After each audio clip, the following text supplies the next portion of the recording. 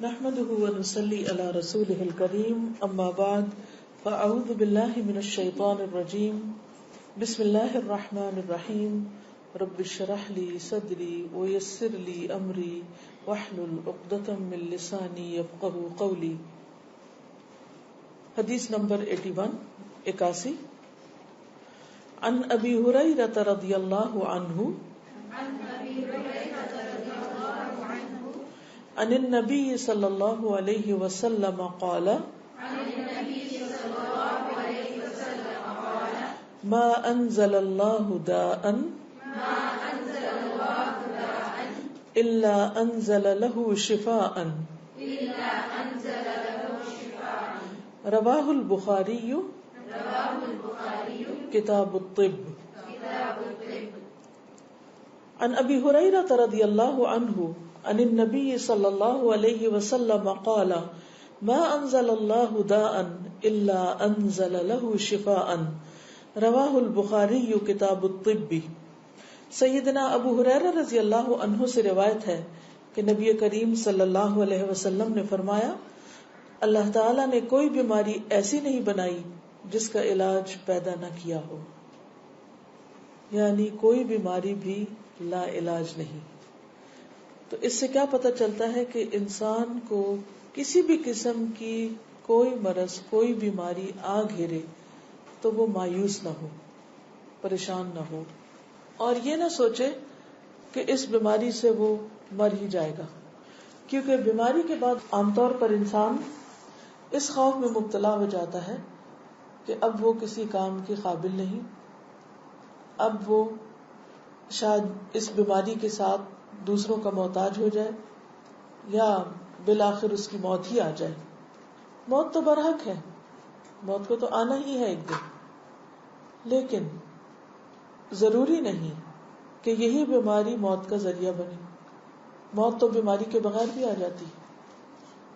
اس لیے انسان کو بیماری کے آنے پر سب سے پہلی بات جو کرنی ہے وہ ہے امید کا دامن تھام، اللہ رب العزت کے ساتھ اچھا گمان رکھنا، کیونکہ بیماری انسان کے گناہوں کو دھونے کا ذریعہ بنتی ہے. بیماری انسان کے اندر عجز و انکساری پیدا کرتی ہے، بیماری انسان کی اصلاح کا ذریعہ بنتی ہے. اور یہ کس طرح ہوتا ہے کہ جب انسان بیمار ہوتا ہے یا غم زدہ ہوتا ہے یا پریشان ہوتا ہے تو اس کی توجہ سراسر اس خاص پریشانی کی طرف ہو جاتی، باقی چیزیں اتنی اہم نہیں رہتی جو غیر ضروری ہوتی. بلکہ بیماری میں تو انسان بعض اوقات اپنے فرائض تک سے بھی غافل ہو جاتا ہے اور بہت سی چیزیں اس سے چھٹ جاتی. اگر انسان دیکھے تو اس میں بھی ایک مثبت پہلو ہے، کیونکہ انسان عام حالات میں اتنی مصروفیت کا شکار ہوتا ہے کہ اس کو بعض اوقات بہت اہم چیزوں کی طرف توجہ دینے کا وقت ہی نہیں ہوتا، سوچ ہی نہیں آتی. لہٰذا جب اس سے باقی سب چیزیں چھٹ جاتی ہیں اور وہ ایک طرح سے خاموشی اور تنہائی اور جسمانی طور پر کمزوری کا شکار ہوتا ہے تو اس سے بہت سے پردے ہٹتے ہیں. اسے اپنی حقیقت کا پتہ چلتا ہے، اسے اپنی آخرت کے بارے میں سوچ آتی کہ میرا انجام کیا ہوگا، میرے ساتھ کیا معاملہ ہوگا، کل میرا کیا بنے گا جب سب میرا ساتھ چھوڑ جائیں گے، حتیٰ کہ میرا اپنا جسم بھی میرا نہیں رہے گا، کیونکہ قیامت کے دن انسان کا جسم بھی انسان کے خلاف گواہی دے گا. یہ سوچ عام دنوں میں نہیں آ سکتی. انسان ایسی چیزوں کے بارے میں سوچتا ہی نہیں، کیونکہ جب تک جسمانی طور پر وہ طاقتور ہوتا ہے، باہمت ہوتا ہے، وہ سمجھتا ہے وہ سب کچھ کر سکتا ہے، اس کے لیے کچھ مشکل نہیں، ہر چیز اس کے قابو میں ہے، کنٹرول میں ہے، ہر چیز اس کی اپنی ہے. لیکن جب بیمار ہوتا ہے تو پھر آہستہ آہستہ اس کو اندازہ ہوتا ہے کہ اس کا یہ خیال غلط تھا، اس کی یہ سوچ درست نہ تھی. اس لیے بیماری تطہیر کا ذریعہ بنتی، صفائی کا ذریعہ بنتی. بعض اوقات جسمانی بیماری روحانی صحت کا ذریعہ بنتی، کیونکہ بیماری میں انسان کے گناہ بھی دھلتے ہیں. چھوٹی بیماری ہو یا بڑی ہو، جیسے ایک موقع پر نبی صلی اللہ علیہ وسلم نے ایک خاتون کو دیکھا جسے بخار تھا، وہ بخار کو برا بھلا کہہ رہی تھی، تو آپ نے فرمایا کہ تم اس کو برا بھلا نہ کہو. مومن کے گناہ بیماری میں اس طرح جھڑتے ہیں جیسے خزاں میں درخت سے پتے جھڑ جاتے ہیں. حتیٰ کہ مومن جب اللہ سے ملاقات کرتا ہے، یعنی بیماری کے بعد جب فوت ہوتا ہے، تو وہ اس حال میں اللہ سے ملتا ہے کہ وہ بالکل پاک صاف ہو چکا ہوتا ہے، یعنی اس کے جسم پر ایک بھی گناہ باقی نہیں ہوتا، بالکل صاف ستھرا. لیکن عام طور پر لوگ ایسے شخص کے بارے میں جو بہت سخت بیماری کا شکار ہو جائے بدگمانی اور وسوسے اور بری سوچ رکھتے ہیں کہ لگتا ہے کہ یہ شخص کو بہت ہی گناہگار تھا اس لیے اس مصیبت میں پکڑا گیا ہے. حالانکہ مومن کے لیے وہی بیماری باعث رحمت ہوتی، وہ قطرہ قطرہ دھل رہا ہوتا ہے، اور پھر وہ تکلیف اگر وہ اس پر صبر کرے تو آخرت کے اجر اور درجوں کی بلندی کا ذریعہ بن رہا ہوتا ہے. لیکن عموماً انسان اس طرح سوچتا نہیں، شیطان انسان کو مایوس کرنے لگتا ہے. جہاں بیماری انسان کے لیے روحانی صحت کا ذریعہ بنتی ہے، وہاں بیماری شیطان کے وسوسوں کو مزید دعوت دینے کا ذریعہ بھی بنتی ہے، اگر اس کی سوچ مثبت نہ ہو، منفی ہو. اور منفی سوچ کیا ہوتی ہے کہ مجھ پر یہ بیماری کیوں آ گئی، اور اٹس ناٹ فیئر، میرے ساتھ ایسا نہیں ہونا چاہیے، یا بچے کے ساتھ ایسا کیوں ہو گیا. تو بہت سی چیزیں ایسی ہوتی ہیں کہ جو انسان کو اس حد تک پریشان کر دیتی ہیں کہ انسان کے ایمان کے جانے کا بھی اندیشہ ہوتا ہے. تو سب سے پہلی بات تو یہ کہ انسان پر جب کوئی بیماری آئے تو وہ کیا سوچ رکھے کہ اس بیماری کا علاج موجود ہے. پھر وہ اللہ سے دعا کرے اور علاج شروع کرے. بعض لوگ علاج نہیں کرتے، وہ کہتے ہیں کہ اب آ گئی ہے، اب یہ تو زندگی میں ساتھ ہی چلے گی، اس لیے علاج کی ضرورت نہیں. جبکہ علاج کرانا اور علاج کے لیے بھاگ دوڑ کرنا یہ بھی مسنون ہے، یہ بھی اللہ کا حکم ہے. ایک انصاری صحابی سے مروی ہے کہ ایک مرتبہ رسول اللہ صلی اللہ علیہ وسلم ایک شخص کی عیادت کے لیے تشریف لے گئے، بیمار پرسی کے لیے، جو زخمی ہو گیا تھا. نبی صلی اللہ علیہ وسلم نے فرمایا بنو فلاں کے طبیب کو بلا کر اسے دکھاؤ. لوگوں نے اسے بلایا تو وہ آیا. لوگ کہنے لگے یا رسول اللہ صلی اللہ علیہ وسلم کیا علاج اسے کچھ فائدہ دے سکتا ہے؟ یعنی اس کو اتنے زخم آئے ہوئے ہیں، کوئی فائدہ ہے علاج کرانے کا؟ کیونکہ سب سے پہلا وسوسہ شیطان کیا ڈالتا ہے کہ تم ٹھیک نہیں ہونے کے.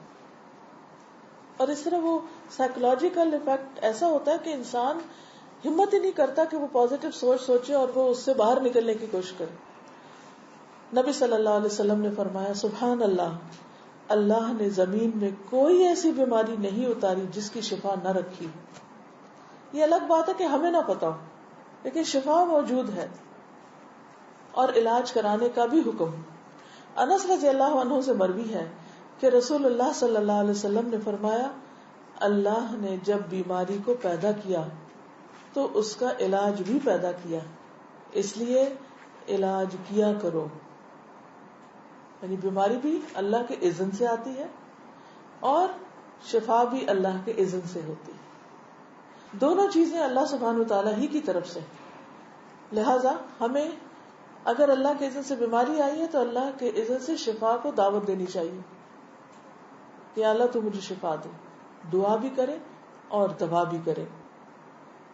اسامہ رضی اللہ عنہ سے مروی ہے کہ ایک مرتبہ نبی صلی اللہ علیہ وسلم نے فرمایا عباد اللہ، اے اللہ کے بندو، علاج کیا کرو، علاج کیا کرو، کیونکہ اللہ تعالیٰ نے کوئی بیماری ایسی نہیں رکھی جس کا علاج نہ رکھا ہو سوائے موت اور بڑھاپے کے.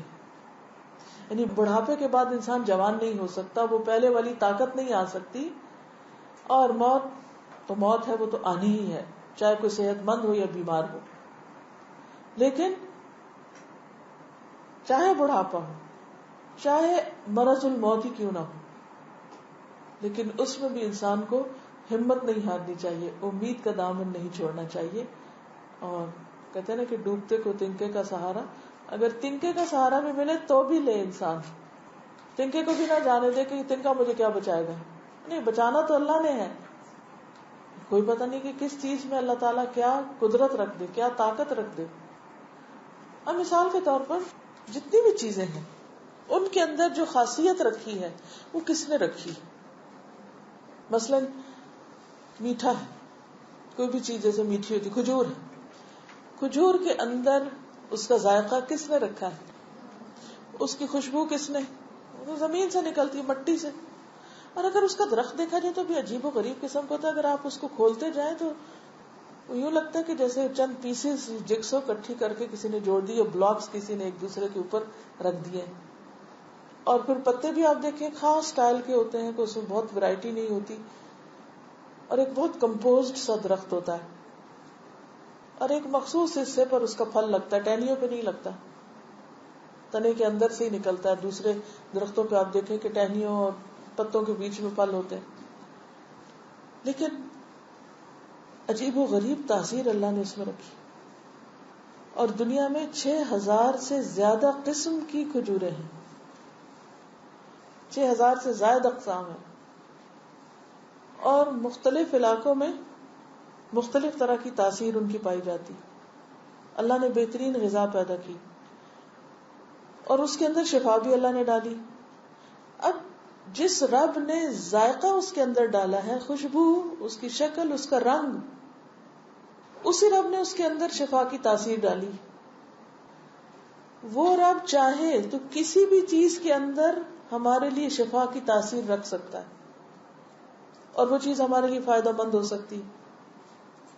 اور انسان سوچتا ہے کہ ہے یہ کیا ہوا، اتنی معمولی سی چیز اور اس میں اتنا فائدہ. کیونکہ بعض اوقات بڑے بڑے امراض کی دوا بہت معمولی سی چیز ہوتی، چھوٹی سی چیز میں انسان کے لیے شفا رکھ دی جاتی ہے، جس کو وہ حقیر سمجھ رہا ہوتا ہے، جس کو وہ سوچتا ہے کہ اس کا کیا فائدہ. مثلا میرے آپ جیسے لوگ اگر جنگل میں جائیں اور طرح طرح کی بوٹیاں دیکھیں تو ہمیں تو کوئی پہچان نہیں، نہ سمجھ، ہم ہربس کو بھی شربس سمجھ کے ایسے اگنور کر دیں گے.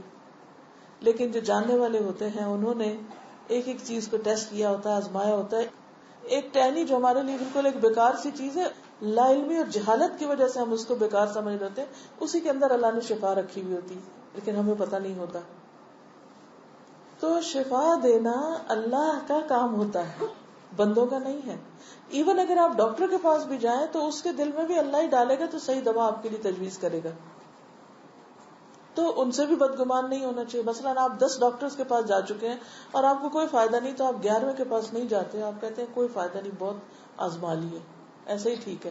نہیں، ہو سکتا ہے وہ 11ویں کے پاس اللہ نے رکھی ہو وہ کوئی چیز آپ کے لیے. تو اس لیے حکم کیا ہے کہ علاج کرتے رہو. اللہ نے کوئی بیماری ایسی نہیں رکھی جس کا علاج نہ رکھا ہو سوائے موت اور بڑھاپے کے. اسی طرح معالج کو دکھانا چاہیے. جابر بن عبداللہ سے روایت ہے کہ رسول اللہ صلی اللہ علیہ وسلم ایک بیمار کی تیمارداری کے لیے تشریف لے گئے اور فرمایا تم لوگ اس کے لیے کوئی طبیب کیوں نہیں بلاتے؟ انہوں نے کہا اللہ کے رسول صلی اللہ علیہ وسلم آپ بھی ہم کو یہ حکم دیں گے، یعنی آپ بھی کہتے ہیں کہ ہم طبیب کو بلائیں. آپ نے فرمایا اللہ تعالیٰ نے جو بیماری اتاری ہے اس کی دوا بھی نازل کی ہے.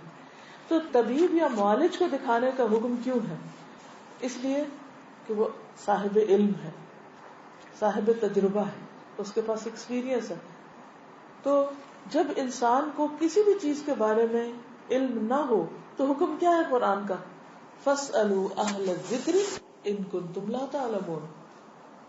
جاننے والوں سے پوچھو اگر تم نہیں جانتے، چاہے کوئی دنیاوی مسئلہ ہو یا کوئی دینی مسئلہ ہو.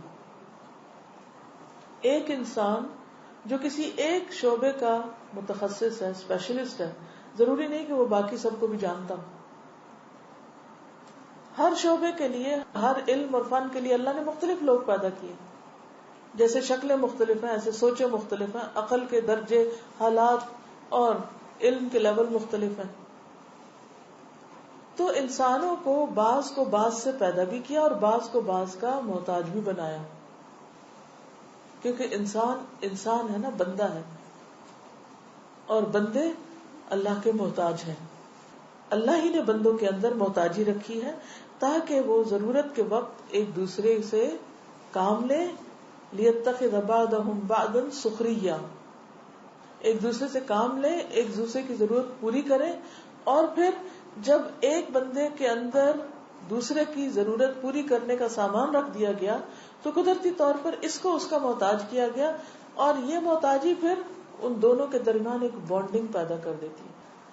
اگر ہر انسان کے اندر اللہ تعالیٰ ایسی طاقتیں رکھ دیتا کہ اسے کسی کی ضرورت نہ ہوتی تو پھر انسان کے تکبر کا عالم کیا ہوتا. ہر دور میں انسان نے یہ کوشش کی ہے کہ وہ انڈیپینڈنٹ طور پر جیے.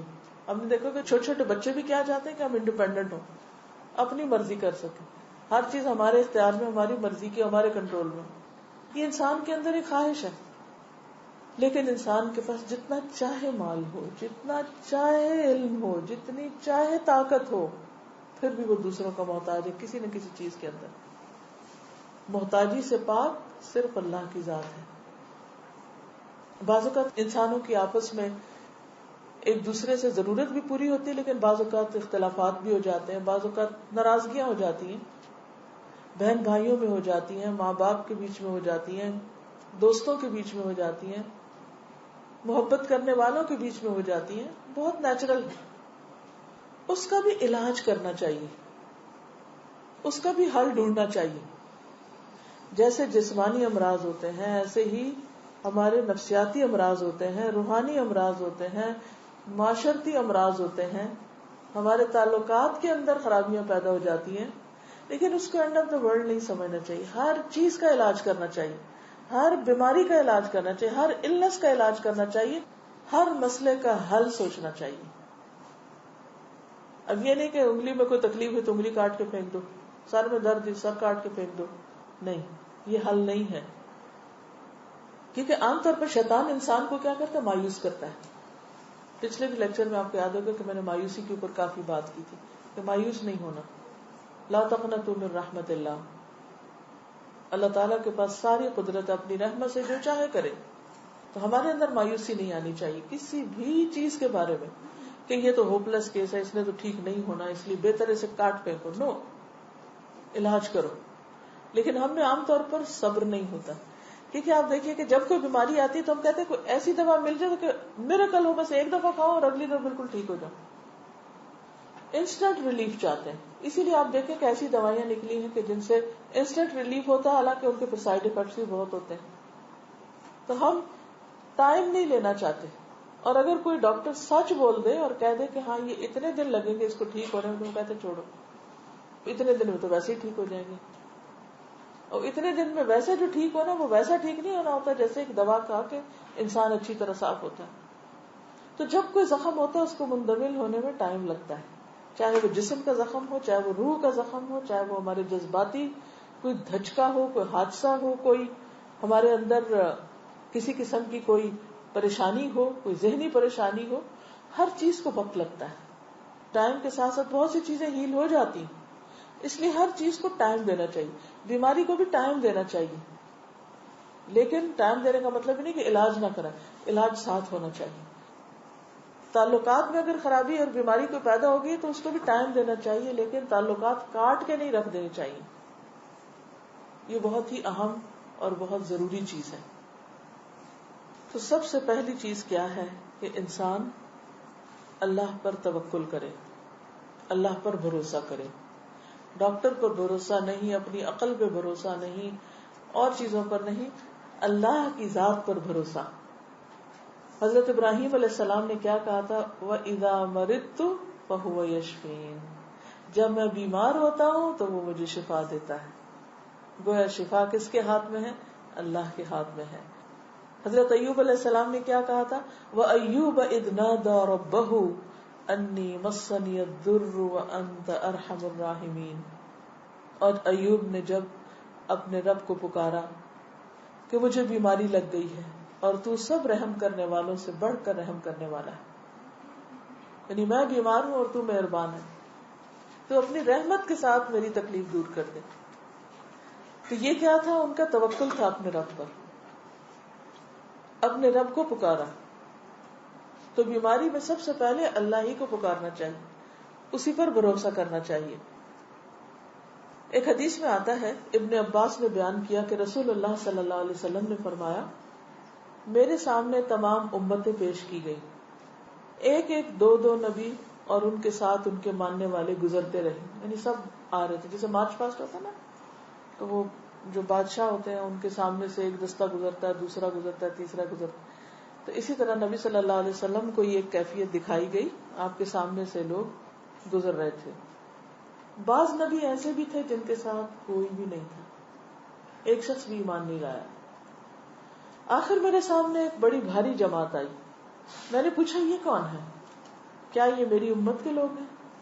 کہا گیا کہ یہ موسیٰ علیہ السلام اور ان کی قوم ہے. پھر کہا گیا کہ کناروں کی طرف دیکھو. میں نے دیکھا کہ ایک بہت ہی عظیم جماعت ہے جو کناروں پہ چھائی ہوئی ہے. پھر مجھ سے کہا گیا کہ ادھر دیکھو، ادھر دیکھو، آسمان کے مختلف کناروں میں. میں نے دیکھا کہ ایک جماعت ہے جو تمام افق پہ چھائی ہوئی، پورا ایریا اس نے بھرا ہوا. کہا گیا یہ آپ کی امت ہے اس کثرت سے، اور اس میں سے 70,000 لوگ بغیر حساب کے جنت میں داخل ہوں گے، یعنی اسے کچھ بھی نہیں پوچھا جائے گا. یہ ایسا ہی کہ بغیر انٹرویو کے آپ کو بہترین جاب مل جائے کوئی. اس کے بعد آپ اپنے حجرہ میں تشریف لے گئے اور کچھ تفصیل نہیں فرمائی. لوگ ان جنتیوں کے بارے میں بحث کرنے لگے کہ کون لوگ ہوں گے. کہنے لگے کہ ہم اللہ پر ایمان لائے اور اس کے رسول کی اتباع کرتے ہیں، اس لیے یہ ہم ہی ہیں، یعنی صحابہ، یا ہماری وہ اولاد جو اسلام میں پیدا ہو. کیونکہ اس دور میں تو یہ بھی بہت بڑا آنر تھا کہ کوئی مسلمان پیدا ہو. آج تو ہم نے اس کو بس ایسے ہی ایک وہ لے لیا ہے نا، اس کی کوئی قدر ہی نہیں، اس پر کوئی شکر ہی نہیں کہ ہم مسلمان پیدا ہوئے. کیونکہ ہم جاہلیت میں پیدا ہوئے تھے، تو یہ 70,000 وہ ہوں گے جو اسلام میں پیدا ہوں گے. یہ باتیں جب آپ کو معلوم ہوئی تو آپ باہر تشریف لائے اور فرمایا یہ وہ لوگ ہوں گے جو کسی سے دم نہیں کراتے، فال نہیں دیکھتے اور داغ کا علاج نہیں کرواتے، یعنی آگ سے جو علاج ہوتا ہے، بلکہ اپنے رب پر بھروسہ کرتے ہیں. اس پر عکاشہ بن محصن نے عرض کیا، یا رسول اللہ کیا میں بھی ان میں سے ہوں؟ آپ نے فرمایا ہاں. اس کے بعد ایک اور صحابی کھڑے ہوئے کہ کیا میں بھی ان میں سے ہوں؟ آپ نے فرمایا عکاشہ تم پہ بازی لے گیا، بس ہو گیا جو ہونا تھا. اب یہ جو بات آئی کہ ایک طرف کہا گیا کہ علاج کراؤ، دوسری طرف کہا گیا ہے کہ اللہ پہ توکل کرو، تو علاج کے باوجود توکل کیا جا سکتا ہے. یہاں علاج کی ان قسموں کی بات کی جا رہی ہے کہ جن کو پسند نہیں کیا گیا، اور وہ کیا ہے؟ آگ سے داغ لگانے، جسے کہتے ہیں نا کہ جلانا کسی چیز کو، کسی زخم کو جلانا یا کسی خاص چیز کو، تو اس علاج سے منع کیا گیا. کئی کہتے ہیں اس کو. اسی طرح دوسری چیز جس سے یہاں منع کیا گیا وہ ہے فال دیکھنا، شگون لینا، تیارہ. اور تیسری چیز جو کسی سے دم نہیں کرواتے، یعنی شرکیہ دم مراد ہے، کیونکہ جو مسنون دم ہے وہ تو آپ صلی اللہ علیہ وسلم نے خود بھی بتایا اور کیا بھی ہے. تو اس لیے شرکیہ دم جو ہے جس میں اللہ کے سوا کسی اور کو پکارا جائے، یا یہ کہ اس کو کچھ لوگ جیسے کوئی پیشہ بنا کے بیٹھے ہوتے ہیں، تو خاص طور پر دم کرانے کے لیے کوئی کہیں جائے، تو یہ چیزیں درست نہیں. پھر مغیرہ بن شعبہ سے روایت ہے کہ رسول اللہ صلی اللہ علیہ وسلم نے فرمایا، وہ آدمی توکل سے بری ہو گیا جس نے اپنے بدن پر داغ لگایا یا دم کرنے کو کہا. پھر ہے دعا کرنا، یہ بھی علاج کی قسم ہے. ابن عمر سے روایت ہے کہ رسول اللہ صلی اللہ علیہ وسلم نے فرمایا، دعا اس مصیبت کے لیے بھی فائدہ مند ہے جو اتر چکی، یعنی بیماری ہے آ چکی، اور اس کے لیے بھی جو ابھی نازل نہیں ہوئی. لہٰذا اے اللہ کے بندو، دعا کو لازم پکڑو. اب دعاؤں میں جو مسنون دعائیں ہیں شفا کی، خاص طور پر انہیں پڑھنا. وہ کون سی ہے؟ اگر آپ ایاک نستعین دیکھیں تو اس میں یہ سارے مسنون اذکار شامل کر دیے گئے. حضرت عائشہ فرماتی ہے کہ رسول اللہ صلی اللہ علیہ وسلم جب کسی مریض کے پاس تشریف لے جاتے یا آپ کے پاس کوئی مریض لایا جاتا تو فرماتے، اذهب البأس رب الناس واشف انت الشافی لا شفاء الا شفاؤک اشف شفاء لا یغادر سقما. اے لوگوں کے رب، تکلیف کو دور کر دے اور تکلیف دور کر کے شفا دے، کہ تو ہی شفا دینے والا ہے، تیری شفا کے سوا کوئی شفا نہیں، ایسی شفا جو مرض کو نہ چھوڑے. یہ مریض خود بھی پڑھتا رہے اور اس کے آس پاس کے لوگ بھی اس کے لیے پڑھیں. جو لیٹسٹ ورژن ہے ایاک نستعین کا، اس میں اردو میں بھی ہے، انگلش میں بھی، اس پر یہ دعا پیج 26 میں لکھی ہوئی ہے. اگر زبانی یاد نہ ہو تو دیکھ کے بھی پڑھ سکتے ہیں، نشان لگا سکتے ہیں، اور بہتر تو یہ ہے کہ زبانی یاد ہو. چھوٹے سے چھوٹا مرض بھی ہو، مثلاً آپ کے دل پہ بوجھ ہے، آپ غم کے مرض میں، ڈپریشن ہے، اس میں بھی آپ پڑھ سکتے ہیں. اس میں آپ دیکھیے کہ سورۃ الفاتحہ جو ہے اس کو بھی پڑھنا چاہیے. یہ جتنی بھی دعائیں ہیں ان کو اگر آپ دیکھیں تو پیچھے ڈیٹیل لکھی ہوئی ہے، اس میں ساری احادیث ریفرنس وغیرہ موجود ہے. مثلاً بیماریوں سے شفا کے لیے کتاب کا پیج 53 دکھے. حضرت ابو سعید خدری سے روایت ہے کہ رسول اللہ صلی اللہ علیہ وسلم کے صحابہ میں سے کچھ لوگ سفر میں تھے اور عرب کے کسی قبیلے پر گزرے. انہوں نے قبیلے والوں سے مہمانداری چاہی مگر انہوں نے انکار کر دیا. پھر ان کے سردار کو بچھو نے کاٹا تو وہ کہنے لگے تم میں سے کوئی جھاڑ پھونک کرنے والا ہے؟ صحابہ میں سے ایک شخص بولا ہاں مجھے ایک منتر آتا ہے.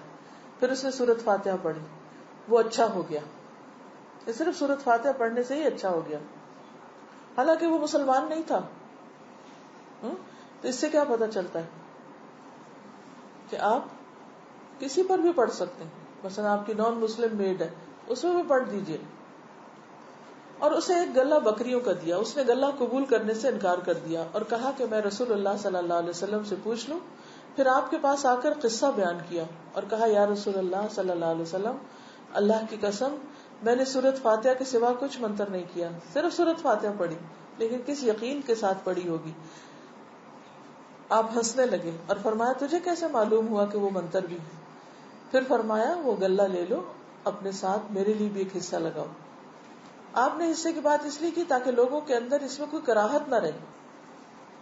پھر اسی طرح درد کی جگہ پر ہاتھ رکھ کر جو دعا کی جاتی ہے وہ لکھی ہوئی ہے. 3 دفعہ بسم اللہ پڑھ کر اعوذ بعزت اللہ وقدرتہ من شر ما اجد واحاذر. پھر آپ صلی اللہ علیہ وسلم نے فرمایا کہ جس نے کسی ایسے مریض کی عیادت کی جسے ابھی اجل نہ آئی ہو، یعنی موت نہ آئی ہو، تو 7 بار اس کے پاس یہ دعا اسأل اللہ العظیم رب العرش العظیم ان یشفیک پڑھے تو اللہ تعالیٰ اسے اس بیماری سے عافیت میں رکھے گا، جس کو شفا دے دے گا. تو بہرحال یہ دعائیں اللہ کے رسول صلی اللہ علیہ وسلم نے بتائیں، جن کو یہ سارا علم وحی سے حاصل ہوتا تھا. دوسری چیز، علاج کا دوسرا طریقہ، یعنی پہلا کیا ہے؟ توکل، اللہ پہ بھروسہ کہ شفا مجھے دے گا تو وہی دے گا. اور جو بھی کچھ کرے اس میں یہ نہ سمجھے کہ اس چیز کے اندر کوئی چیز ہے، وہ اللہ ہی نے ڈالی اس وقت. دوسری چیز ہے دعا کرنا، دعاؤں سے علاج. تیسری چیز صدقہ کرنا. کوئی بیماری آئے تو صدقہ کیا جائے. ہمارے عام طور پر کالے بکرے کا صدقہ کیا جاتا ہے، تو اس کے لیے ضروری نہیں آپ چاہے بکرے کا کریں، چاہے مرغی کا کریں، چاہے کسی چڑیا کا کریں، چاہے کوئی بھی صدقہ کریں، چاہے کھانے کی چیز کا کریں یا کوئی کپڑے کا یا کسی بھی شکل میں. اور صدقے کی تو بہت ساری قسمیں ہیں. کتاب وہ صدقہ و خیرات ہے نا، اس کو آپ پڑھ سکتے ہیں. اس میں بہت سی حدیثیں مختلف چیزوں کے بارے میں بتاتی ہیں. حضرت حسن بصری سے روایت ہے کہ رسول اللہ صلی اللہ علیہ وسلم نے فرمایا داؤ مرضاکم بالصدقہ، اپنے مریضوں کا علاج صدقہ کے ذریعے کیا کرو. یعنی آپ کو کوئی تکلیف ہوئی فوراً جا کے صدقہ نکال دو. تیسری چیز کتاب اللہ سے علاج، یعنی قرآن مجید شفا ہے. اور یہ کہاں سے پتہ چلتا ہے؟ خود قرآن مجید سے ہی پتہ چلتا ہے. وَنُنَزِّلُ مِنَ الْقُرْآنِ مَا هُوَ شِفَاءٌ وَرَحْمَةٌ لِّلْمُؤْمِنِينَ وَلَا يَزِيدُ الظَّالِمِينَ إِلَّا خَسَارًا. اور ہم قرآن میں جو کچھ نازل کرتے ہیں وہ مومنوں کے لیے تو شفا ہے اور رحمت ہے، مگر ظالموں کے خسارے میں ہی اضافہ کرتا ہے. تو قرآن مجید میں جو کچھ ہے وہ سارے کا سارا شفا ہے. اس آیت کے 2 معنی کیے گئے. وَنُنَزِّلُ مِنَ الْقُرْآنِ، تو من جو ہے یا بیانیہ ہے جس کا مطلب ہے کہ سارا قرآن ہی شفا ہے، یا من تبعیضیہ ہے کہ بعض، یعنی بعض آیات بعض بیماریوں کے لیے فوری شفا کا ذریعہ بن جاتی ہیں. کہ دونوں طرح کیا جاتا ہے نا علاج. مثلا اگر آپ کو کوئی خاص آیت نہیں بھی پتا تو آپ کیا کر سکتے ہیں؟ آپ قرآن مجید کو پڑھنا شروع کر دیں. اور پڑھتے جائیں یا کوئی آپ کے پاس پڑھے. اگر کوئی نہیں ہے گھر میں تو آپ کوئی کیسٹ لگا لیں, CD لگا لیں, کسی بھی طرح پڑھیں. پھر ایک اور چیز کیا ہے, آپ بیماری سے ملتے جلتے الفاظ کی کوئی آیت بار بار پڑھیں. کوئی نمبر نہیں, اس میں تعداد نہیں, لیکن اس سے یقین میں اضافہ ہوتا ہے. مثلا ایک دفعہ مجھ سے کسی نے کہا کہ کسی کو گردے میں پتھری ہو گئی. اب سٹون کے ٹوٹنے کی بات ہے کہ پتھری ٹوٹے تو باہر نکلے. انہوں نے یہ آیت پڑھنی شروع کر دی, وَإِنَّ مِنَ الْحِجَارَةِ لَمَا يَتَفَجَّرُ مِنْهُ الْأَنْهَارُ وَإِنَّ مِنْهَا لَمَا يَشَّقَّقُ فَيَخْرُجُ مِنْهُ الْمَاءُ وَإِنَّ مِنْهَا لَمَا يَهْبِطُ مِنْ خَشْيَةِ اللَّهِ وَمَا اللَّهُ بِغَافِلٍ عَمَّا تَعْمَلُونَ. پتھروں میں سے بعض ایسے ہوتے ہیں جن سے نہریں بہ نکلتی ہیں, یعنی وہ پھٹتے ہیں تو چشمے پھوٹ پڑتے ہیں, اور ان میں سے بعض شق ہوتے ہیں اور اس میں سے پانی نکل آتا ہے. مثلا اگر پتھری کی وجہ سے پیشاب میں رکاوٹ ہو رہی ہے, اب یہ آیت یہ شق تک کہ وہ شق ہو گیا پتھر, فیخرج منہ الماء, پانی نکلنے لگ گیا. اب اس بیماری کے کتنے قریب ہے یہ آیت. یہ نہیں ہوتا کہ کوئی صرف چند لفظوں کی تکرار ہے.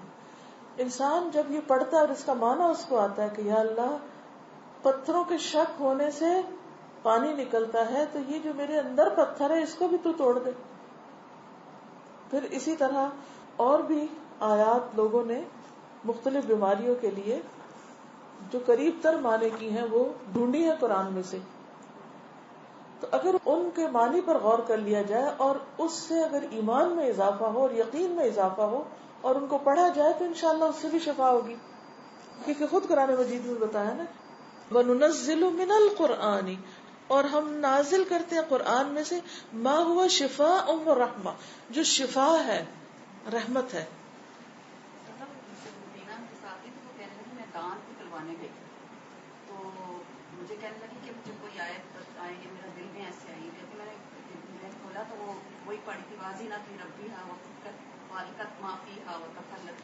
تو اس سے کہتی مجھے نہ تکلیف ہوئی, اور وہ ڈاکٹر خود حیران ہو گیا کہ جو دانت تھا پورا جڑ سے نکل آیا اور اس نے کوئی پرابلم نہیں کی کیونکہ وہ مستقل یہ پڑھتی جا رہی تھی. والقت ما فیہا وتخلت, وہ کتنا قریب ہے معنی اس عمل سے. اب یہ بھی ایک سمجھ ہوتی. اب میرے جیسے لوگ بہت بھی پڑھے قرآن تو مجھے سمجھ نہیں آتی کیونکہ میرا مائنڈ اس طرف کام نہیں کرتا, لیکن کچھ لوگ بہت جلدی اس کا معنی امراض کے ساتھ اور مختلف چیزوں کے ساتھ نکال لیتے ہیں. تو قرآن تو سارے کے سارے شفا ہے, ضروری نہیں کہ اس میں کوئی بجھارتے نکالی جائیں, لیکن اگر کوئی ایسی چیز ہے, کیونکہ ہوتا پتہ کیا, جب آپ کثرت سے قرآن مجید پڑھتے ہیں تو جو یہ کوئی مسئلہ پیش آتا ہے, جو یہ کوئی بات آتی ہے, تو یک آپ کی زبان پر اس سے ملتی جلتی آیت آنے لگتی ہے اور وہی چیز آپ پڑھے چلے جاتے ہیں. یعنی آپ کو خود سمجھ نہیں آتی کہ یہ کہاں سے یاد آ گئی, حالانکہ اگر آپ اسے ڈھونڈنا چاہیں قرآن میں کہ لکھی ہوئی کہاں, تو وہ مل کے نہیں دے گی. لیکن اللہ تعالیٰ آپ کے اس سینے میں جہاں قرآن موجود ہے یا آپ کے دل دماغ پہ اگر کوئی چیز ہے تو وہ اچانک آپ کے سامنے آپ کو دکھا دے گا, آپ کی زبان پہ جاری کر دے گا. یہ بھی اللہ کا فضل ہوتا ہے. تو جب اللہ کی رحمت آتی ہے تو بس ایک بہانہ ہی بنتا ہے. اسی طرح کچھ لوگوں نے کینسر وغیرہ کے لیے اور کچھ اور بیماریوں کے لیے بھی آیات پڑھنے کا, جو انہوں نے خود پڑھی اور ان کو فائدہ ہوا, انہوں نے بتایا. جی جی, ان کا سوال یہ ہے کہ بعض لوگ اسماء حسنہ کے بارے میں بھی کہتے ہیں کہ وہ پڑھنے چاہیے, کیا یہ ٹھیک ہے؟ جنرلی اسپیکنگ اگر آپ دیکھیں تو قرآن مجید کی ایک آیت ہمیں ملتی ہے, وَلِلَّهِ الْأَسْمَاءُ الْحُسْنَى فَادْعُوهُ بِهَا, اللہ کے لیے ہیں اچھے اچھے نام, ان ناموں کے ذریعے تم اس کو پکارو. ٹھیک ہے, اب وہ کون سے نام ہیں؟ سارے نام بھی پڑھ سکتے ہیں آپ. بعض لوگ اس بیماری سے ملتا جلتا یا اس مسئلے سے ملتا جلتا کوئی نام بتاتے ہیں کہ اس کو پڑھو, کوئی حرج نہیں. لیکن یہ جو کسی پہ خود سے پابندی خود ساختہ لگا دینی ہے نا کہ 300 بار پڑھو یا 1000 بار پڑھو, یا رات کے وقت پڑھو یا صبح کے وقت پڑھو یا عشاء کے بعد پڑھو, وہ بعض اوقات لوگوں کو بلا وجہ کی مشقت میں مبتلا کرنا ہوتا ہے. اور نبی صلی اللہ علیہ وسلم کی سنت سے اس کا کوئی ثبوت نہیں کہ آپ نے صحابہ کو کوئی خاص نمبر بتایا ہو اور یہ کہا ہو کہ یہ اس وقت میں بیٹھ کے پڑھو یا اندھیرا کر کے پڑھو یا پانی کے کنارے پہ جا کے بیٹھ کے پڑھو. یہ پھر خود ساختہ پابندیاں ہو جاتی. یعنی نام آپ بتا سکتے ہیں. مثلا اللہ تعالیٰ کے جتنے بھی نام ہیں اگر آپ قرآن مجید پڑھنا شروع کریں تو مختلف مواقع پر بعض نام اس کی مناسبت سے ہیں. مثلا یعقوب علیہ السلام جب رخصت کر رہے تھے اپنے بچوں کو تو انہوں نے کیا کہا؟ فاللہ خیر حافظا. یہ اللہ کی صفت ہے حافظ. اب اس وقت انہوں نے یہ آیت پڑھی, گویا اس نام کے ساتھ اللہ کو پکارا. قرآن گائیڈنس ہے نا. اب اگر ہم کسی کو دیکھتے ہیں اس نے ایسا کام کیا تو ہم بھی کر لیتے ہیں, اور قرآن مجید میں اس کو ڈس اپروو نہیں کیا گیا.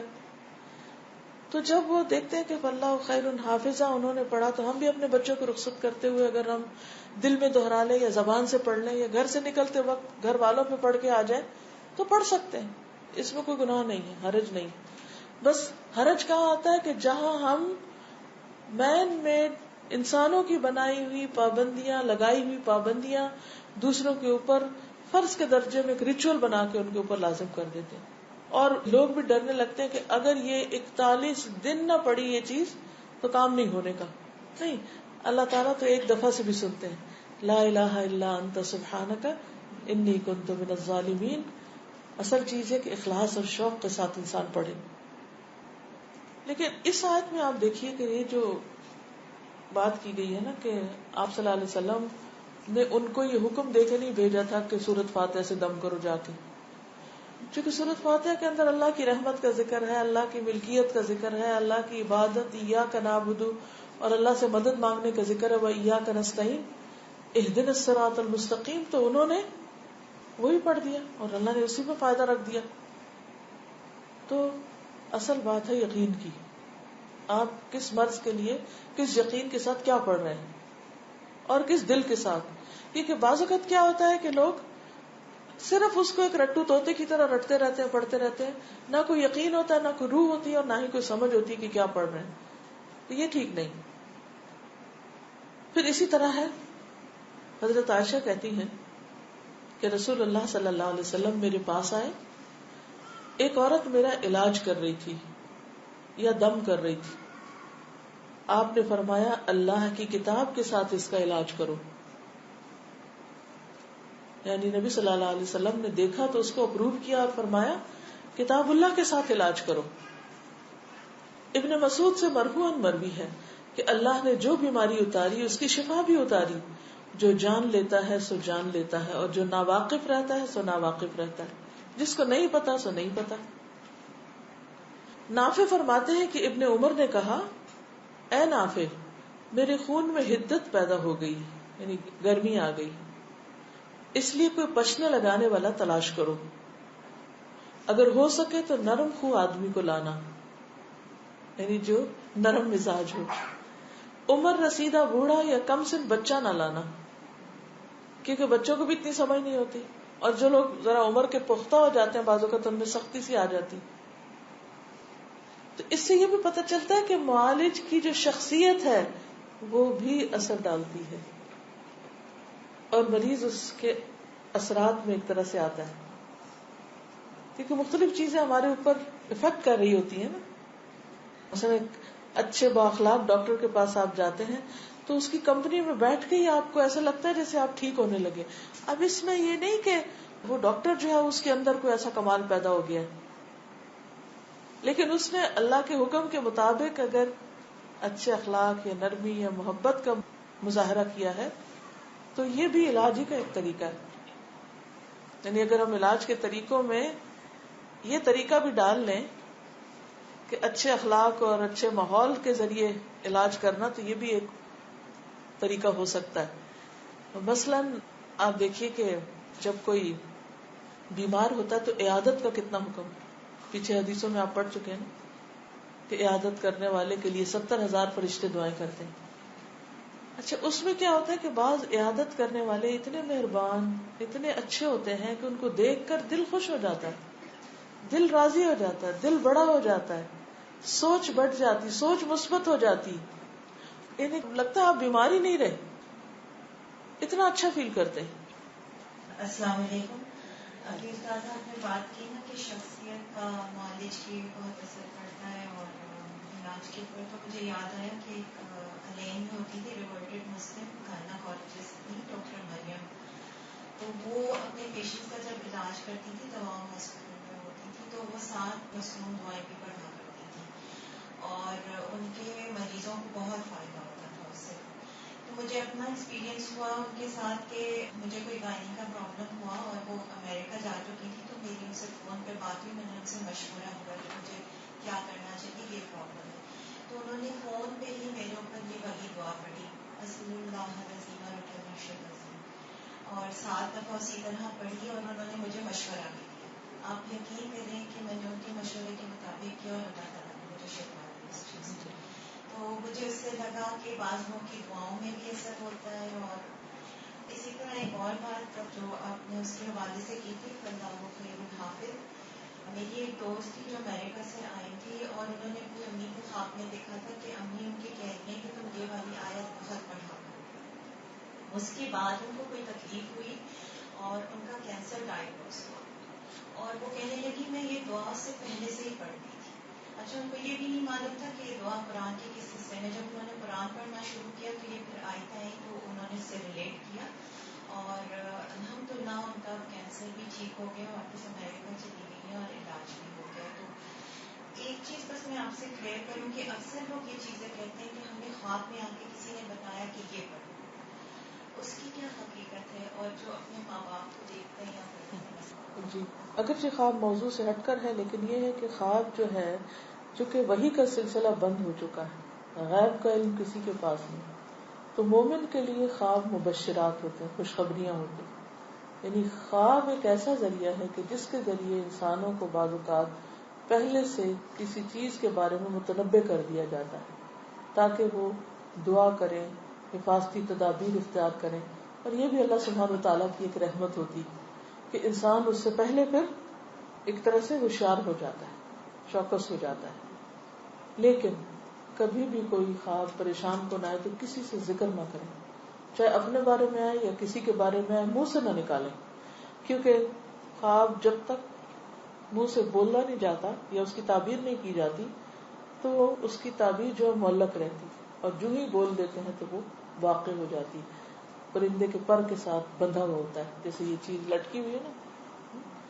اب آپ دیکھ رہے ہیں جو پروجیکٹر کی اسکرین ہے تو اس کا یہ دھاگا نیچے لٹکا ہوا نا, تو اس دھاگے کے ساتھ کیا ہے, پوری اسکرین ہے. تو جب تک آپ اس کو کھینچتے نہیں تو وہ لٹکی اپنی جگہ ہی ہے, جب آپ اسے پکڑتے ہیں ہلاتے ہیں تو ساری نیچے آ جاتی ہے. تو ایسے ہی خواب کی تعبیر بھی بندھی ہوئی ہوتی ہے کہیں, یعنی کہ وہ جو اس کا افیکٹ ہوتا ہے بندھا ہوا ہوتا ہے. جب آپ اس کو بولتے ہیں, منہ کھولتے ہیں تو کھل کے نیچے آ جاتا ہے. تو اس لیے خواب بولنے نہیں چاہیے, کسی صدقہ دے دینا چاہیے, دعا کرنی چاہیے, اور خصوصاً مسنون دعائیں. ایاک نستعین میں برا خواب آنے پر بھی جو دعائیں ہیں وہ سکھا دی گئی ہیں. اگر آپ زبانی یاد کر لیں تو بہت ہی اچھا, لیکن اگر زبانی یاد نہ ہو تو نشان لگا کے رکھ لیں. اور نشان لگانے میں آج کل بہت اچھا طریقہ ہے, رنگ رنگ کے وہ اسٹیکر ملتے ہیں, صرف کلر کے ساتھ مختلف چیزوں کو اسٹیکنگ لگا دیں. مثلاً آپ کو رات خواب کوئی ایسا آ گیا, زبانی یاد نہیں, آپ نے بیڈ سائڈ ٹیبل پہ کتاب رکھی ہوئی ہے اور اس کے اندر پنک کلر کا نشان ہے, تو آپ کیا کر سکتے ہیں, اس پنک کلر کو کھول کے دعا پڑھ لیں, تو انشاءاللہ اس سے حفاظت ہوگی اور کوئی آپ کو ایسی چیز تکلیف نہیں دے گی, یعنی اللہ کے فضل اور اذن سے. پھر اسی طرح یہ ہے کہ رسول اللہ صلی اللہ علیہ وسلم نے فرمایا جو ایسے ہی طبیب بن کر علاج کرے, یعنی دھوکے باز یا نااہل جعلی ڈاکٹر, کویکس, جی, اور طب اور علاج معالجے میں مشہور نہ ہو تو وہ ذمہ دار ہے. ٹھیک ہے, یعنی جب تک آپ ایکسپرٹ نہیں ہیں, آپ اس چیز کے ماہر نہیں ہیں, تو علاج میں ہاتھ نہ ڈالیں, ورنہ ذمہ داری ہوگی آپ کی, پوچھو, اور نہ کسی ایسے کے پاس جائیں. اسی طرح غیر شرعی علاج سے بھی پرہیز کرنا چاہیے. قیس بن سکن اسدی کہتے ہیں کہ عبداللہ بن مسعود نے اپنی بیوی کو دیکھا کہ اس نے خسرے کی بیماری کی وجہ سے تعویذ پہنا ہوا تھا. خسرہ کی بیماری معلوم ہے, سارے جسم کے اوپر وہ دانے آ جاتے ہیں. آپ نے اسے سختی سے کاٹا اور کہا کہ عبداللہ کی آل شرک سے بیزار ہے, ہم نے رسول اللہ صلی اللہ علیہ وسلم سے یہ بات بھی یاد کی ہے کہ بلا شبہ جھاڑ پھونک، تعویذ اور محبت کا جادو شرک ہے. یعنی کسی کو مسخر کرنے کے لیے جادو کرنا، کوئی ایسے ٹوٹکے کرنا، وہ بھی شرک میں آتا ہے. یعنی بعض خواتین ہوتی ہیں نا، وہ اپنے شوہر کا دل جیتنے کے لیے بابوں کے پاس چلی جاتی ہیں، وہاں سے کچھ عملیات کرواتی ہیں، تو یہ شرک میں آ جاتا ہے. اسی طرح کوئی چیز باندھ کے اسے گلے میں لٹکا لینا، یہ بھی درست نہیں، اس کو پڑھنا چاہیے. اور شرک یا دم جو ہے یہ سب کچھ پھر شرک میں شامل ہو جاتا ہے. اسی طرح حرام ادویات بھی منع ہے. نبی صلی اللہ علیہ وسلم نے حرام ادویات کے استعمال سے منع فرمایا ہے. ابو ہریرہ سے روایت ہے، سنن نبی داؤد. آپ نے فرمایا جس نے حرام چیز کے ساتھ علاج کیا اللہ تعالیٰ اس کے لیے اس میں شفا نہیں رکھے گا. یعنی حرام شفا نہیں دیتا، وہ مزید کسی بیماری کو بڑھانے کا ذریعہ بن جاتا ہے. آج کل آپ دیکھیں کہ کتنا زیادہ سائیڈ ایفیکٹس کے بارے میں آپ سنتے ہیں.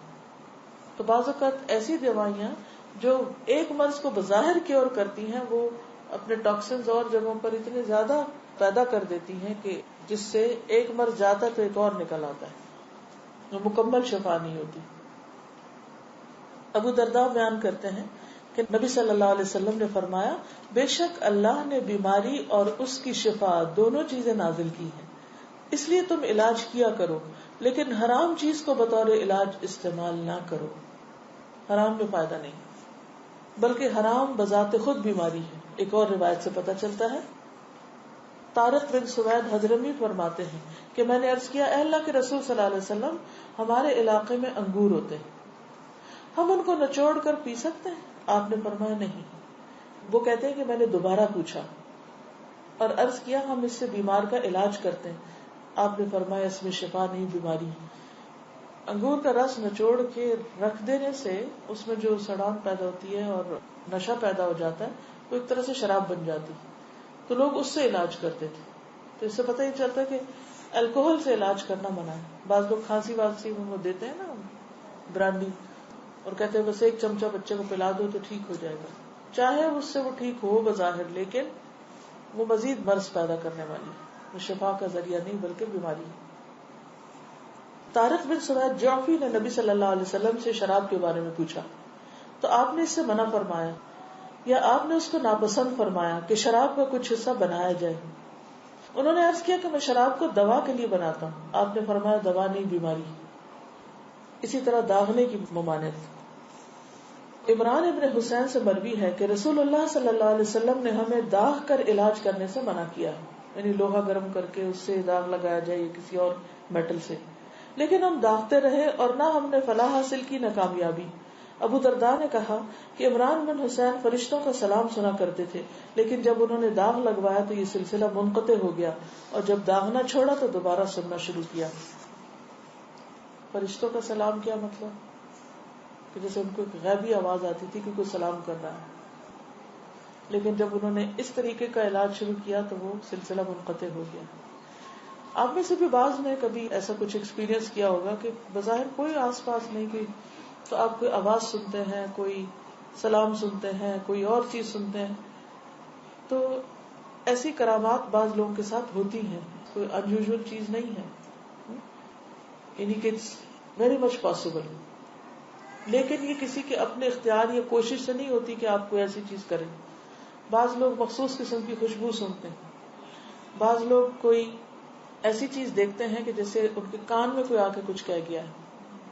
یہ سب چیزیں ہوتی ہیں، لیکن وہم کا شکار نہیں ہونا چاہیے کہ آپ کسی بھی آواز کو، کوئی چاہے دوسرے کمرے میں بول رہا ہو تو آپ سمجھے وہ فرشتے بول رہے ہیں، یعنی ہر چیز کو پھر آپ فرشتوں کی آواز سمجھ لیں. لیکن چونکہ ایک صحیح حدیث میں یہ بات آئی ہے تو اس کا مطلب یہ ہے کہ اس قسم کی چیزیں ہوتی ہیں، کیونکہ بعض اوقات لوگ آپ سے پوچھتے بھی ہیں کہ اچانک وہ کسی کو کوئی چیز نظر آ گئی تو یہ کیسے ہو گیا. جن بھی ہو سکتا ہے، کوئی فرشتہ بھی ہو سکتا ہے، وہ جو بھی ہے وہ اللہ کی مخلوق ہے. جیسے ایک موقع پر ایک صحابی سورۃ کہف پڑھ رہے تھے اور اتنی اچھی طرح پڑھ رہے تھے کہ ان کے اوپر یعنی بادلوں نے سایہ کر لیا تو گھبرا گئے. ایک دفعہ سورۃ البقرہ وہ پڑھ رہے تھے ایک صحابی، تو وہ گھوڑا انہیں نہانے لگا تو وہ ڈر گئے کہ شاید ان کے بچے پہ نہ آ جائے. بادل کے بارے میں آپ نے فرمایا کہ اللہ کی سکینت تھی جو تم پہ نازل ہو رہی تھی، اور اسی طرح گھوڑے کے بارے میں کہ اگر تم پڑھتے رہتے تو صبح فرشتے تم سے ہاتھ ملاتے. وعلیکم السلام. اس میں یہ سوال ہے کہ لیزر جو ہے وہ داخلے میں آئے گا؟ لیزر سے مراد ہے کہ علاج کے طور پہ اگر استعمال ہو رہا ہے. اس میں ہوتا کیا ہے؟ اس میں یہ تھا کہ میرے بیٹے کو اسکن داغ نکل، تو انہوں نے اب اس کو لیزر کے تھرو یعنی کہا تھا کہ یہ لٹل برننگ یعنی برن تو وہ اس وقت شامل ہے. میرا خیال ہے داغنے کا جو عمل تھا اس میں برننگ ہی ہوتی ہے، تو میرا خیال ہے کہ پھر یہ شامل ہوتا ہوگا، لیکن کس حد تک کیا مریض فیل کرتا ہے، کیا ہوتا ہے؟ بالکل ہلکا سا ایک پنچ ہوتا ہے، یا کیمیکلی برن کیا جاتا ہے یا لیزر کے تھرو. آگ کے داغ سے منع کیا گیا، یعنی آگ میں کوئی چیز تپا کے اس کو کیا جائے. جی آپ کچھ کہہ رہے؟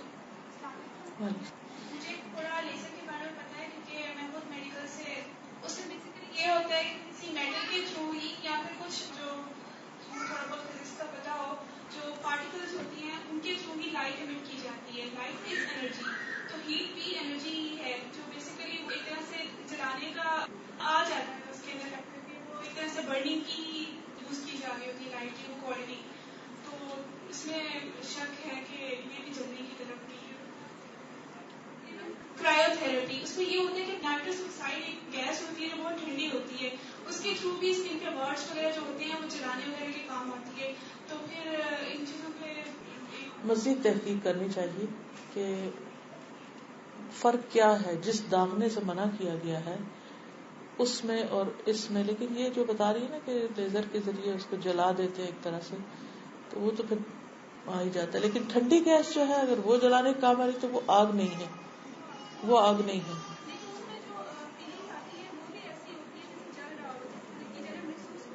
فیلنگ آنا اور بات ہے لیکن آگ کا استعمال اور بات ہے. اس طرح تو کئی ایسڈ یا لوشن ایسے ہوتے ہیں کو لگائے تو یوں لگتا ہے کہ جو جلنے لگے. آج کل کہتے ہیں تو آپریشن جی آنکھوں کا آپریشن خاص طور سے لیزر ٹیکنیک سے ہی ہوتا ہے، تو اس کے لیے یہ جاننا بہت ضروری ہوگا کہ لیزر ٹیکنیک اصل میں ہے کیا اور یہ داغنے سے مراد ہے یا نہیں، کیونکہ بالکل. آنکھوں کا آپریشن آج کل کامنلی ہی لیزر ٹیکنیک سے ہو رہا ہے. کڈنی کے اسٹونس کو بھی لیزر ٹیکنیک سے بریک کیا جاتا ہے. یہ بھی بہت مطلب جن جگہوں پہ سرجری کرنا تھوڑا مشکل ہوتا ہے یا پھر جہاں آسانی سے لیزر کے تھرو آپ کو یہ علاج کیا جاتا ہے وہاں پر تو لیزر بہت استعمال ہو رہا ہے. دیکھنا پڑے گا مزید. السلام علیکم. بارک سے لیزر کے بارے میں یہ ہے کہ لیزر جو ہے یہ لائٹ ہے، لائٹ سے یوز کرتے ہیں، اور اس سے اگر اسکن پہ کریں یا آنکھوں میں کریں تو اس سے کوئی تکلیف یا اس قسم کی چیز جسے داغنا جیسے ہے وہ اس سے نشان بھی پڑ جاتا ہے. جو جیسے اس زمانے میں داغا کرتے تھے کوئی میٹل کو گرم کر کے اسکن پہ لگاتے ہیں جس طرح بھی تھے، اس سے ایک تو تکلیف بہت ہوتی تھی، دوسرا نشان بھی پڑ جاتا تھا. یہ جو آج کل لیزر لائٹ یوز ہوتی ہے اس سے نہ اس طریقے کی برننگ ہوتی ہے، نہ تکلیف ہوتی ہے، اور نہ پھر نشان ہوئی رہتا ہے. آئیز کی لیزر میں نے کروائی تھی خود بھی، تو اس سے مطلب یو ڈونٹ فیل اینی تھنگ. آپ کو نہ کوئی جلن ہوتی ہے، نہ کوئی درد ہوتی ہے، نہ کوئی بعد میں آفٹر افیکٹ اس طرح جیسے آنکھ سے جلنے سے. ٹھیک. جزاک میری بیٹی کو بھی ابھی لیزر ہوا تھا استاذہ پیر کے اوپر، کیونکہ کوئی وائرل انفیکشن ہوا تھا، لیکن اس میں بیسکلی داغ رہ جاتا ہے، it's a very burning sensation. تو آنکھ کا جو لیزر ہوتا ہے وہ الگ ہوتا ہے، جو میں نے شاور میں کروایا کوئی داغ نہیں رہتا، کوئی برننگ سینسیشن نہیں رہتی. لیکن جو پیر میں میری بیٹی نے کروایا تھا اس میں تو برننگ سینسیشن بھی ہوتی ہے اور باقاعدہ داغ رہ جاتا ہے. تو دیٹ از لٹل کنٹروورشل، کو ہمیں پوچھنا چاہیے، مزید جاننا چاہیے. سر اپنی انویسٹیگیشن کر لی، مگر جو میں نے سنا ہے اور کسی نے شیخ محمد صلی اللہ سے سوال کیا تھا پھر ایک دفعہ کہ لیزر جو کراتے ہیں، جو بوٹاکس کراتے ہیں، تو انہوں نے کہا اگر لیزر سے آپ کو علاج ہو رہا ہے، آپ کو فائدہ ہو رہا ہے، صرف محض اس لیے کہ جو لوگ اپنا اس کے لیے کرا رہے تو وہ غلط ہے، مگر اگر علاج ہو رہا ہے، آپ کی آنکھ خراب ہے تو اس سے آپ کی آنکھ صحیح ہو رہی ہے، تو وہ انہوں نے کہا تھا کہ دس از الاؤڈ. نہیں دیکھیے اس میں نبی صلی اللہ علیہ وسلم نے جو فرمایا کہ 3 چیزوں میں شفا ہے، اس میں ایک شربت اصل شہد پینا، اور دوسرا شرطت محجم یعنی اس کے کٹ میں وہ جو حجامہ والا کٹ لگاتا ہے، اور تیسرا داغنا. تو میں تمہیں داغنے سے منع کرتا ہوں. دو طریقے ٹھیک ہے، شربت اصل ٹھیک ہے، شدت محجم ٹھیک ہے، لیکن داغنا ٹھیک نہیں. حالانکہ آپ نے فرمایا تھا اس میں بھی شفا ہے. تو یہ ریزن نہیں ہو سکتی اس کے جائز ہونے کی کہ اس میں شفا ہے، کیونکہ شفا کے باوجود آپ نے منع کیا ہے. اصل میں جو چیز ہے وہ یہ دیکھنا ہے کہ جس چیز سے آپ نے منع کیا تھا اس سے کیا ریزمبل کرتا اور کیا نہیں کرتا. اب آگ اور لائٹ دو مختلف چیزیں، آگ ایک اور چیز ہے اور لائٹ کچھ اور چیز ہے. پھر یہ کہ کسی لائٹ کو کسی خاص جگہ پر پینیٹریٹ کر کے ڈال کے اس سے کچھ چیزیں درست کرنا اور ہے، اور ایک گرم چیز کا جسم کے اوپر لگا کے اس کو داغ لگانا ایک مختلف چیز ہے. تو یہ کئی پہلوؤں سے اس کو دیکھنا پڑے گا. ہم فوری طور پر کچھ نہیں کہیں کیونکہ اس سے پہلے کبھی میرے ذہن میں یہ آیا بھی نہیں اور کبھی سوچا بھی نہیں کہ لیزر بھی اس سے متعلق ہو سکتا ہے. لیکن دس از اے گڈ کوشچن، انشاءاللہ وی کین چیک مور. جی استاذہ، مجھے یہ پوچھنا ہے کہ بہت ساری دواؤں میں کچھ پرسینٹیج الکوہول کا ہوتا ہے which makes you so drowsy، تو وہ بھی تو الکوہول ہی ہے، تو کاف سرپ جیسے بہت سارے ہوتے ہیں. جی اس میں یہ کہا جاتا ہے کہ اگر اس کو تھوڑی دیر کے لیے چھوڑ دیا جائے تو اس سے ویپوریٹ ہو جاتا ہے، کہ ایک دم ڈائریکٹ بند نہیں پیئے، کھلا چھوڑ دیں اس کو. تو وہ چونکہ پریزرویٹو کے طور پر ڈالا ہوتا ہے تو ویپوریٹ ہو جاتا ہے. دوسرا یہ پھر دیکھنا پڑے گا کہ کون سی چیز کہاں استعمال ہو رہی ہے. اگر یقین ہو جائے، کیونکہ اب جتنی بھی کمپنیز ہیں ان کو بتانا پڑتا ہے کہ انہوں نے کیا استعمال کیا ہوا، اور پوری آپ کو معلومات مل جاتی. تو اس صورت میں اگر آپ ان کو بتا دیں کہ ہم یہ یوز نہیں کر سکتے کیونکہ اس میں حرام چیز شامل ہے، تو کمپنیاں اپنی ٹیکنیکس بدل رہی ہیں صرف اس لیے کہ بڑے فائدے کے لیے کہ مسلمان بھی ان کو خریدیں، ان کے اندر آلٹریشنز کر رہے ہیں. جی ہومیوپیتھک میڈیسن کے بارے میں بھی یہی جاننا چاہیے کہ اس میں بھی کہتے ہیں کہ وہ ویپوریٹ ہو جاتا ہے. جی آپ مجھے یہ پوچھنا تھا، جیسے کہ معالج کی بات آپ نے بتائی، تو لاسٹ ٹائم میں پاکستان گئی تھی، میں نے کچھ ایسے لوگوں کو جن کو میں بہت جانتی بھی تھی، وہ سب ڈاکٹر بن کے بیٹھے ہوئے تھے. تو مجھے بہت حیرت ہوئی کہ یہ کیا ہے، بڑے بڑے کلینک کھول کے، اور میں بتاتی ہوں بہت اچھی طرح سے جانتی ہوں کہ وہ ڈاکٹر نہیں ہے. وہ ڈاکٹر نہیں ہے. تو ابھی مجھے یہی خیال آ رہا ہے، ابھی تو کلیئر کرنا چاہتی ہوں کہ ڈاکٹر نہیں ہو آپ ایسے کلینک کھول کے بیٹھے، تو یہ تو صحیح نہیں. تو پھر یہ پوچھو کہ اللہ تعالیٰ بالکل یہ صاف لکھا ہے کہ پوچھو گی، ذمہ دار ہوں گے وہ. اگر ان کے ہاتھوں کسی کو نقصان پہنچا تو پکڑ ہوگی، کیونکہ بہت ذمہ داری کی چیز ہے نا یہ، کسی کی جان کے ساتھ کھیلنا. استاذہ یہ بہت کامن ہے آج کل، میں نے سنا ہے کہ سورہ رحمان سے علاج کرتے ہیں. یہ لاہور میں تو بہت میں نے کامن دیکھا ہے کہ کسی کو کوئی بھی پرابلم ہوتی ہے تو وہ کوئی لوگ ہیں، مطلب اسپیسیفک ایک گروپ ہے، وہ لوگ سب کو کیسٹس دیتے ہیں سورہ رحمان کی، اور وہ کہتے ہیں کہ مطلب آپ سنیں بیٹھ کے اکیلے کانسنٹریٹ کر کے وہ روزانہ. کچھ لوگوں نے تو بتایا کہ ان کو جی قرآن تو شفا ہے نا، قرآن کا کوئی حصہ بھی شفا ہو سکتا ہے، لیکن صرف اس کو مخصوص نہ کر لیا جائے. یہ یقین رکھا جائے کہ سارے قرآن میں شفا ہے. کچھ چیزوں میں یقینی شفا ہے جن میں نمبر 1 شہد ہے، ہنی.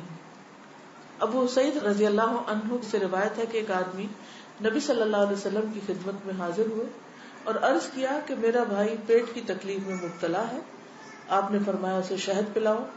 پھر دوسری مرتبہ وہی صحابی حاضر ہوئے، آپ نے اسے اس مرتبہ بھی شہد پلانے کے لیے کہا.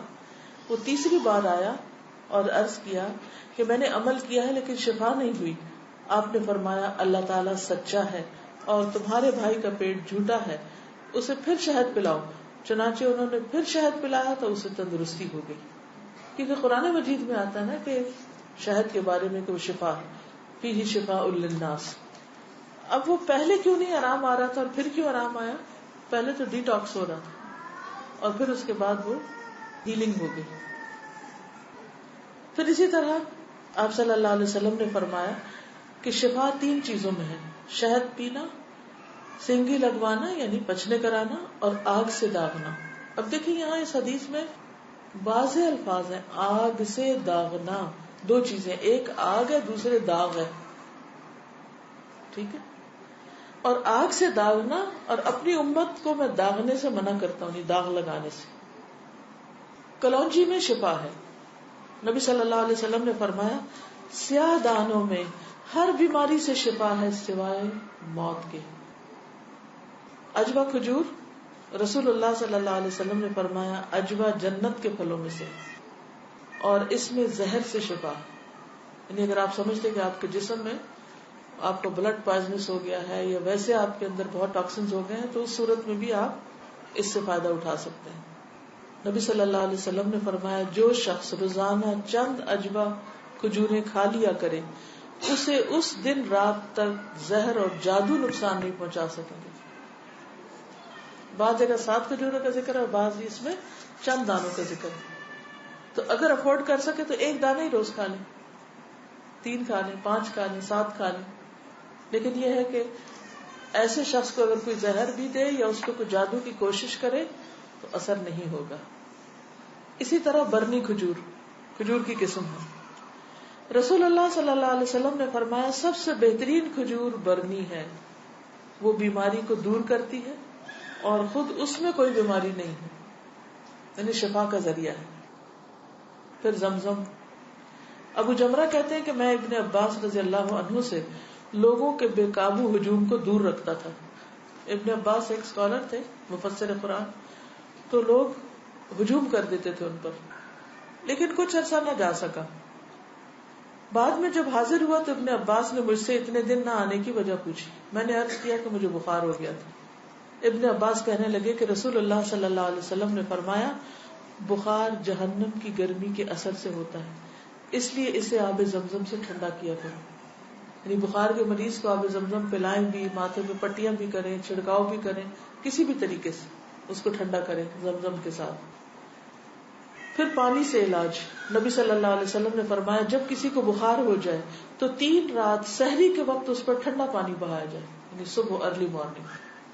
اب یہ وقت آپ نے خود مقرر کیا ہے, اس لیے اس وقت کی پابندی کرنا مسنون طریقہ ہوگا. بعض اوقات لوگ خود سے خود ایسی چیزیں اپنے لیے لازم کر لیتے ہیں, وہ ٹھیک نہیں. پھر ہے گائے کا دودھ.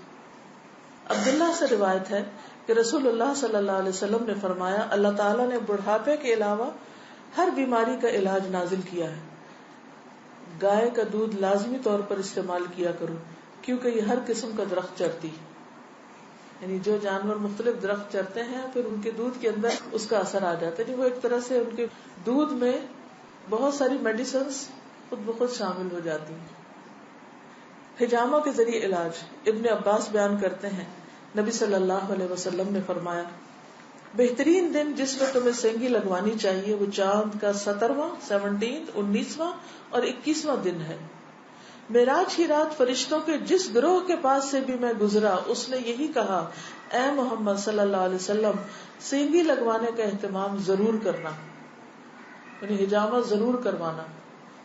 فرشتوں کی ہر جماعت نے آپ کو یہی مشورہ دیا. اور الحمدللہ یہاں پر تو آپ دیکھیے کہ بہت سے ایسے لوگ موجود ہیں کہ جن کو اللہ نے یہ علم دے رکھا ہے اور وہ لوگوں کی مدد کر سکتے ہیں. پھر آپ نے فرمایا کہ معراج کی رات میں فرشتوں کی جس جماعت کے پاس سے بھی گزرا اس نے یہی کہا کہ اے محمد صلی اللہ علیہ وسلم اپنی امت کو سینگی لگانے کا حکم دیجیے. یعنی پہلے ایک اور جگہ پر اپنے بارے میں اور یہاں پر امت کے لیے حکم دیا گیا. نبی صلی اللہ علیہ وسلم نے فرمایا نہار منہ سینگی لگوانا یعنی بغیر کھائے بہتر ہے اور اس میں شفا ہے اور برکت ہے. یہ عقل بڑھاتا ہے, حافظہ تیز کرتا ہے. اللہ برکت دے.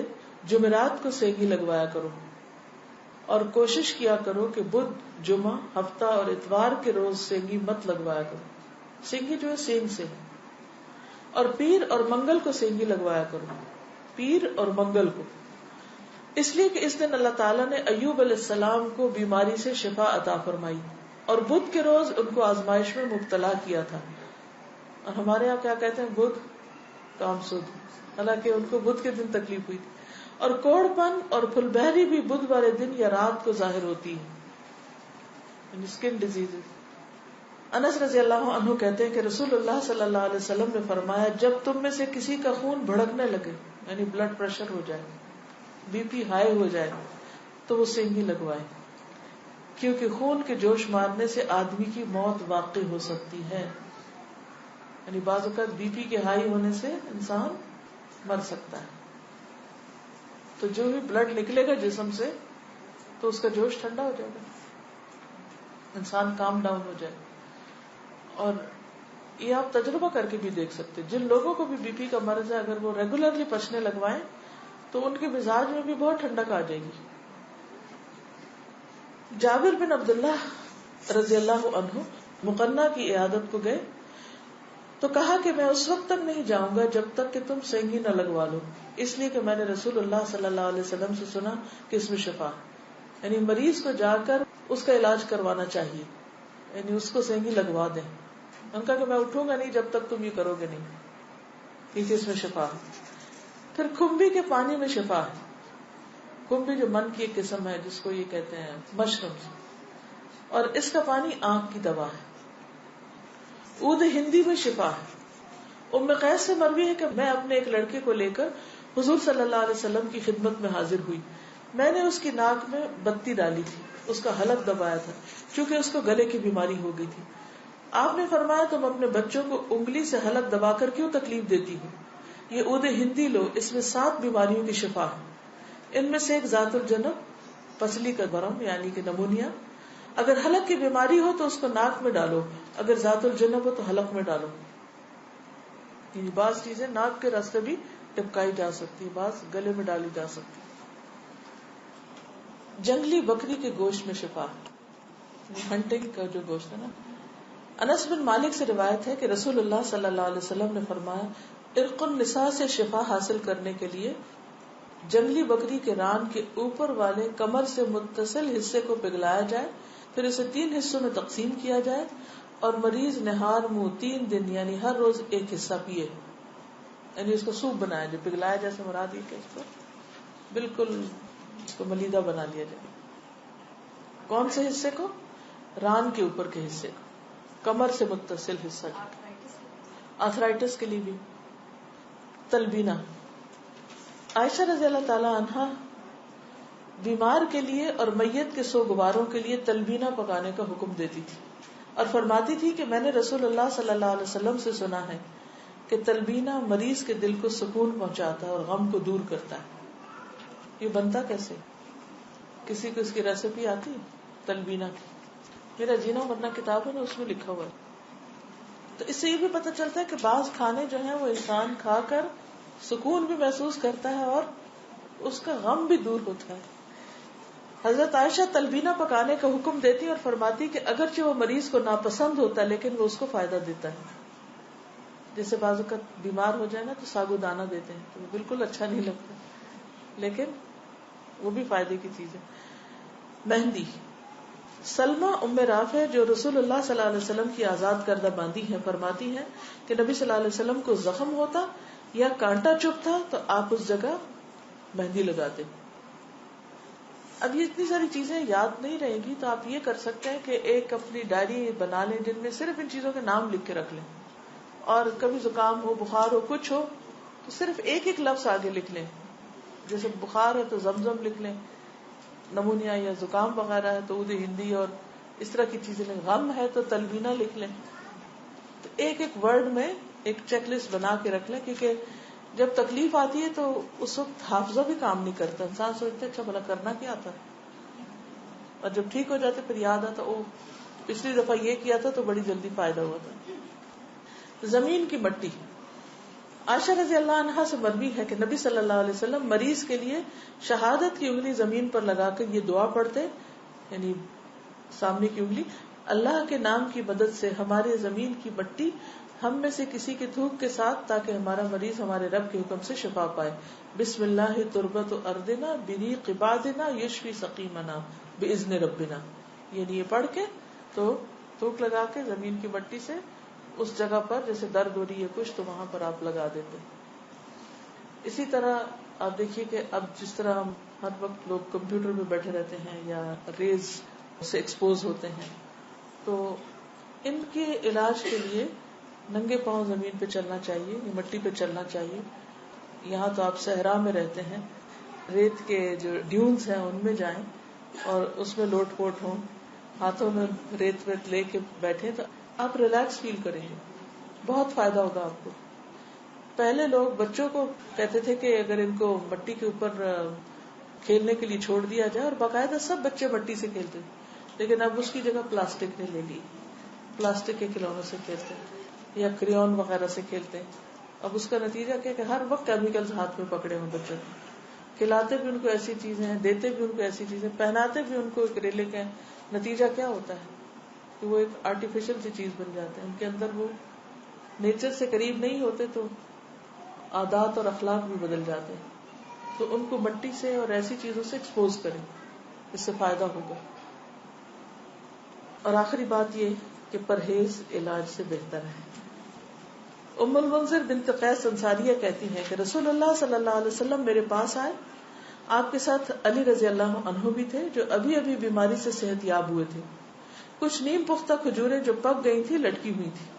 رسول اللہ صلی اللہ علیہ وسلم نے ان کو کھانا شروع کر دیا اور علی بھی کھانے کے لیے کھڑے ہوئے. لیکن رسول اللہ صلی اللہ علیہ وسلم نے یہ کہہ کر منع فرمانا شروع کر دیا کہ رک جاؤ, کیونکہ ابھی تک بیماری کی کمزوری باقی ہے.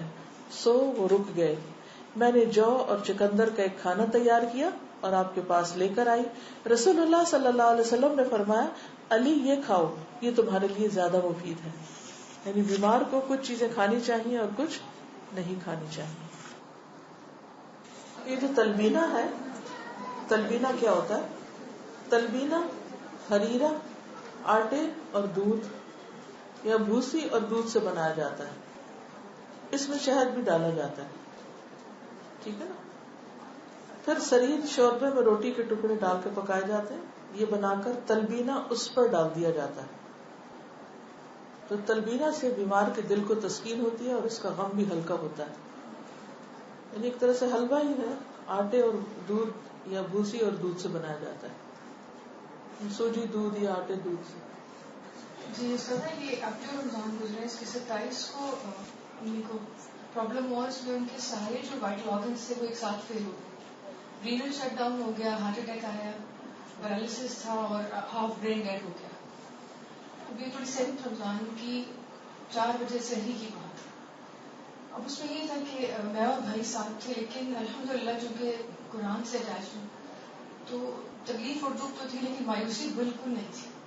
تھرو آؤٹ راستے میں جو بھی ان کا حال تھا اس میں تھرو آؤٹ اللہ تعالیٰ سے دعائیں مانگتی رہی کہ اللہ تو پڑھنے والی رات ہے, آپ قبول کریں گے. اور پھر اس کے بعد بہت لمبی ان کی بیماری ہوئی. ڈاکٹرز بہت مایوس تھے اور نرسز تو یہ کہتی تھی کہ مطلب شی از آلموسٹ گون. لیکن اس میں جو ہم کرتے رہے الحمدللہ, میں ان کا بتا دوں, اس میں یہ تو سادہ کہ ہم نے جو رقیہ شریعہ وہ میں نے اپنے آئی پاڈ میں ڈالا ہوا, وہ میں امی کو روز مطلب ہر روز ان کے کانوں سے لگا کے, شی واز ان کوما, بے ہوش تھی 23 days کے لیے, شی واز ان ICU. اور وہ ان کو روز سنایا. اس کے بعد آیت شفا, جادو کا علاج, وہ سب پڑھ کے ان پہ دم کیے. اور سسٹر سمیتا کو جزائے خیر تھے, انہوں نے آب زمزم تھا وہ جو ان کا آرگینک فوڈ تھا جو ان کو نوز سے ڈرپ میں ڈالتے تھے, وہ اس میں ملا کے. اور اس کے علاوہ پھر یہ کہ مسلسل دعا مانگی رو رو کے, اور اپنا کام نہیں چھوڑا, کلاس میں آنا نہیں چھوڑا. تو اللہ کا شکر ہے کہ اللہ تعالیٰ نے اتنا کرم کیا کہ اب خود ڈاکٹرز بھی حیران ہوتے ہیں. اور جب امی ٹھیک ہو گئی تھی تو اس وارڈ کی سسٹرز امی کو دیکھنے آتی تھی کہ شی از اے میریکل لیڈی. تو امید اور حوصلے سے کام لینا چاہیے, امید کبھی بھی نہ چھوڑیں. اس پر میں تھوڑی سی بات ابھی کروں گی آپ کے ساتھ. کسی نے اسٹیون ہاکنگ کے بارے میں سنا؟ کون ہے وہ؟ ایسٹروفزسٹ ہیں, وہ یونیورس کے بارے میں اسٹڈی کرتے ہیں, اور ان کی جوانی کے دور میں ان کو ملٹیپل اسکلیروسس ہو گیا تھا, جو کہ پورے جسم کا تقریباً پیرالسس ہے. ALS بیماری آپ نے سنی ہوگی. ALS اس کو بولتے ہیں جس میں پورے جسم کے جو مسلز ہیں وہ ویک ہو جاتے ہیں اور انسان کا کنٹرول ختم ہو جاتا ہے اور بالکل ایک زندہ لاش بن جاتا ہے. وہ کہتے ہیں کہ مجھ سے اکثر سوال کیا جاتا ہے کہ آپ ALS بیماری ہونے کے باوجود اتنا کام کرتے ہیں تو آپ کیسے محسوس کرتے ہیں؟ اس کا جواب اس سے زیادہ نہیں کہ میں جتنا ممکن ہو سکے ایک نارمل زندگی گزارنے کی کوشش کرتا ہوں. اپنی حالت کنڈیشن کے بارے میں زیادہ سوچتا ہی نہیں کہ میں بیمار ہوں, اور نہ ہی ان چیزوں کے بارے میں افسوس کرتا ہوں جو اپنی اس حالت کی وجہ سے میں نہیں کر سکتا, اور وہ کچھ زیادہ بھی نہیں ہے. یہ میرے لیے ایک بہت بڑا صدمہ تھا جب مجھے پتا چلا کہ مجھے یہ بیماری ہے. بچپن سے ہی جسمانی طور پر میں کوئی صحت مند بچہ نہ تھا, میں کھیلوں میں بھی اچھا نہ تھا, اور میری لکھائی ہینڈ رائٹنگ سے میرے اساتذہ نا امید تھے. شاید اسی وجہ سے میں نے کھیلوں اور فزیکل ایکٹیویٹی میں حصہ نہ لیا. ہوتا نا جب آپ نہیں اچھے ہوتے تو آپ کو پیچھے کر دیا جاتا ہے کہ no you are not fit for this. تو ایسے بچے اور بھی پھر ویک ہو جاتے ہیں, سست ہو جاتے ہیں.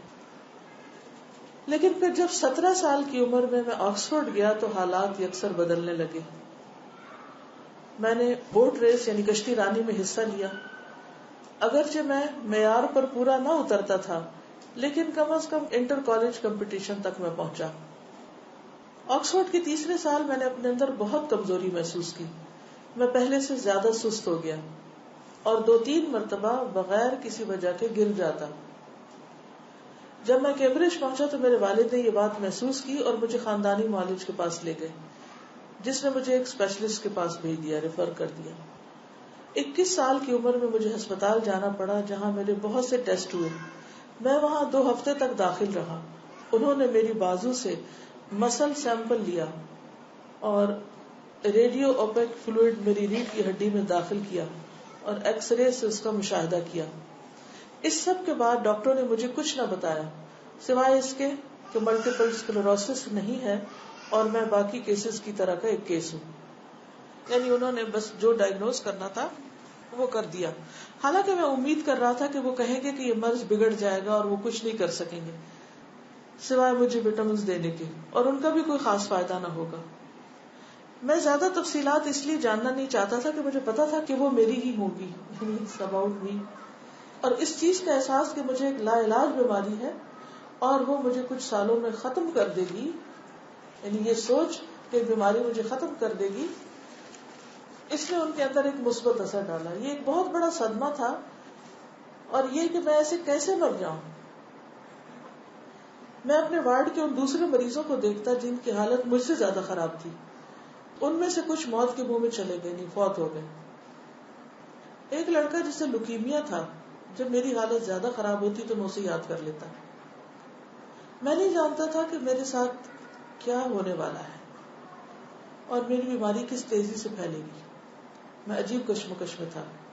ڈاکٹر نے مجھے بتایا کہ تم واپس کیمبرج جاؤ اور اپنی تحقیق یعنی ریسرچ مکمل کرو.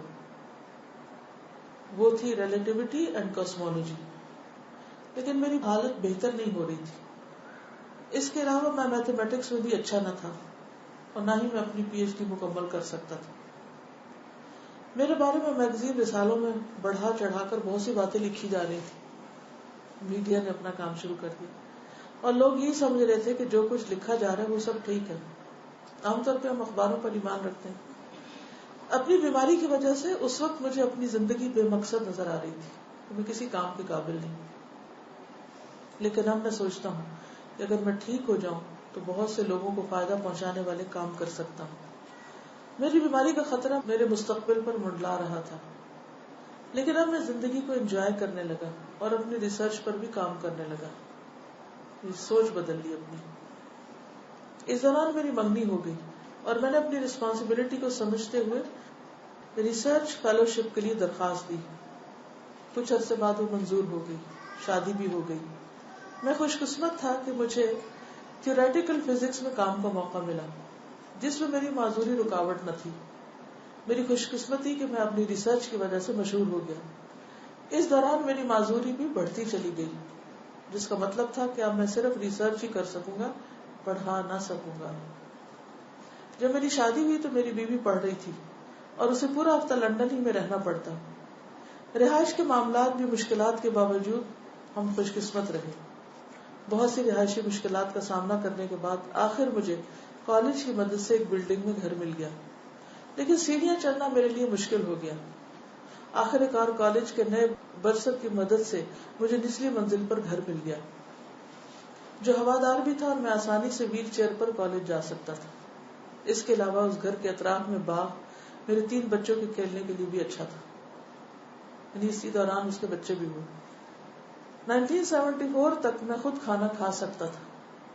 میری بیوی جیل نے میری دیکھ بھال کے ساتھ بغیر اور کسی مدد کے بچوں کی پرورش بھی کی. سب کچھ روز بروز مشکل ہوتا جا رہا تھا. ہم نے ایک ریسرچ اسٹوڈنٹ کو اپنے ساتھ گھر میں رہنے کی سہولت دی. اس کے بدلے میں وہ میری مدد کرتا، بستر میں لیٹنے اٹھنے میں میری مدد کر دیتا. 1980 میں ہم نے نرس کی سہولت حاصل کر لی جو 1 یا 2 گھنٹے کے لیے صبح یا شام میں آتی. یہ 1985 تک سلسلہ جاری رہا. جب مجھے نمونیا ہو گیا تو میرا ٹیکاٹمی ہوا. کہتے کہ ایک میڈیکل آپریشن ہوتا ہے، ونڈ پائپ میں وہ ہول کیا سو ہی کین بریتھ، جس کے بعد مجھے 24 گھنٹے نرسنگ کیئر کی ضرورت ہو گئی. یہ سب کچھ بہت سی تنظیموں کی مدد کے ساتھ ممکن ہوا. آپریشن سے پہلے میری اسپیچ مبہم ہوتی جا رہی تھی، بول نہیں سکتا تھا. صرف کچھ لوگ ہی جو مجھے پہلے سے جانتے تھے کسی حد تک میری بات سمجھ سکتے. میں بمشکل دوسروں کو اپنی بات سمجھا سکتا تھا. اس دوران میں نے سائنٹیفک پیپرز سیکرٹری کو ڈکٹیٹ کروا کر لکھے اور میں نے انٹرپریٹر کی مدد سے سیمینارز کیے. انٹرپریٹر میرے الفاظ کو واضح کر کے دہراتا تھا. تاہم اس آپریشن کے بعد میری بولنے کی صلاحیت بالکل ختم ہو گئی.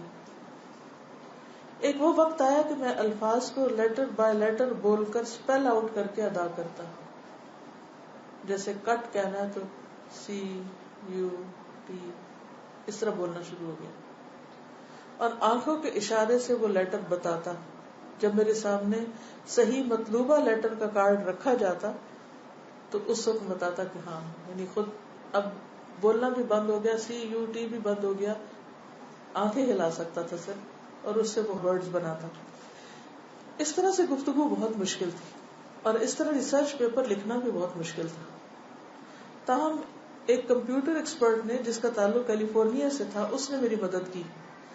اس نے ایک کمپیوٹر پروگرام لکھا جس نے میرے لیے ممکن کر دیا کہ میں ایک اسکرین پر دیے ہوئے ورڈز یا لیٹر کو مینیوز سے ایک بٹن کے ذریعے سے سلیکٹ کروں.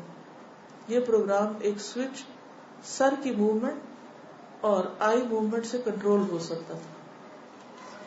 سر کی موومنٹ، آئی موومنٹ اور سوئچ کی مدد سے کنٹرول ہوتا. ایک بہت بڑا ٹرننگ پوائنٹ تھا زندگی میں. جب میں وہ الفاظ بولنا چاہتا تو جوڑ لیتا اور ان کو مکمل کر لیتا. میں انہیں سنتھسائزر میں سینڈ کرتا جو وہ جملوں کی شکل دیتا. پھر کیمبرج اڈاپٹیو کمیونیکیشن نے میری ویل چیئر میں ایک پورٹیبل کمپیوٹر اسپیچ سنتھسائزر نصب کر دیا، ویل چیئر میں ساتھ لگا دیا، جس نے میرے لیے کمیونیکیشن آسان کر دی.